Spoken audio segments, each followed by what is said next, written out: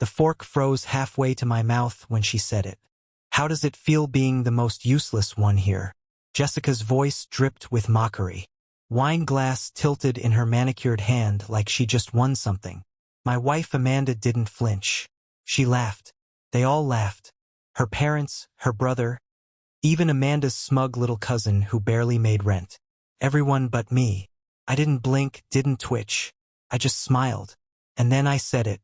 How does it feel knowing this useless one won't be paying your bills anymore? The laughter didn't die. Crashed hard like a glass dropped mid-toast. Jessica blanked. Amanda shifted in her chair.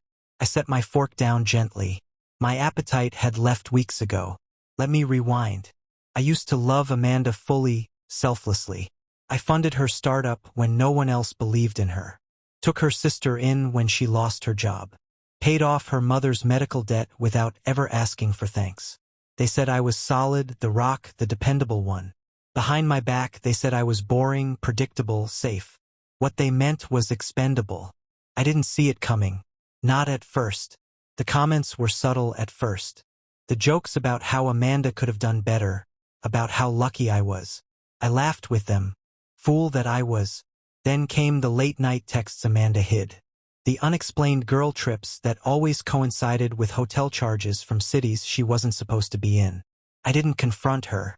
Not then. I just started watching, listening, waiting. The real crack came 2 months before that dinner. Amanda left her laptop open, careless or confident. An open message thread between her and Jessica lit up the screen. They were mocking me. Not just mocking, planning. Jessica, just keep milking him. He still thinks you love him, right? Amanda, please. He's too busy being everyone's hero. He'll never see it coming. They were draining me dry. Jessica's apartment leased under my name. Amanda's boutique I paid for every square foot. Her vacations charged to my card and me just the useless one. I didn't react that night. I smiled, kissed her forehead, then went to the garage and sat in the dark with my hands shaking. Not from sadness. No, that part of me died instantly. I was already planning. Step 1, pull the strings.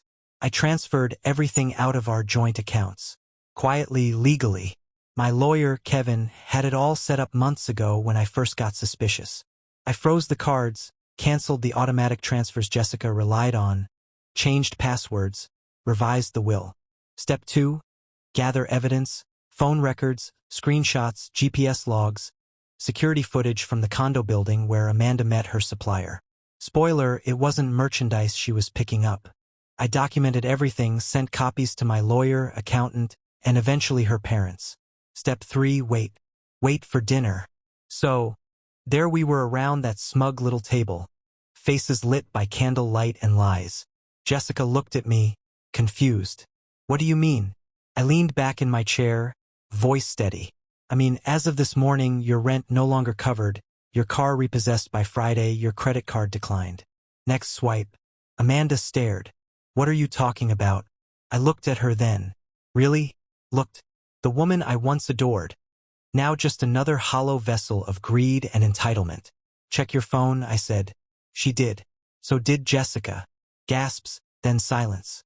Amanda's face palled as the notifications popped in. Bank alerts, card denials, lease terminations.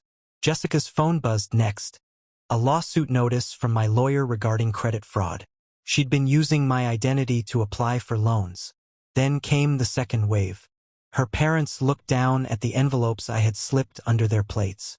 Evidence, emails, messages, everything. Amanda's mother opened hers first. Her hand flew to her mouth. What is this, Amanda? Jessica. Amanda stood, voice cracking. This isn't fair. Fair. I cut her off, calm. Final. Fair was me giving everything I had to people who measured me by the size of my silence. Jessica stood too. You can't do this. You're ruining our lives. I nodded. No, I'm just no longer funding them. The fallout came fast. Jessica lost her apartment within 3 weeks. She tried to crash with Amanda, but Amanda had her own problems. Her boutique was seized for unpaid taxes. I stopped covering that, too. Amanda tried to go after my assets. Too late.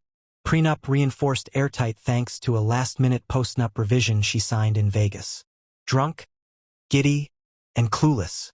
I had it notarized while she giggled at the slot machines. Divorce finalized in 30 days. She walked away with her clothes and whatever self-respect she could salvage. People ask me if I miss her. No, you don't miss a knife once you've pulled it out of your back. You clean the wound and move on.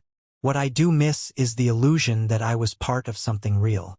But illusions are fragile, like trust. Like family dinners where laughter hides venom. They thought I was the quiet one, the provider, the fool.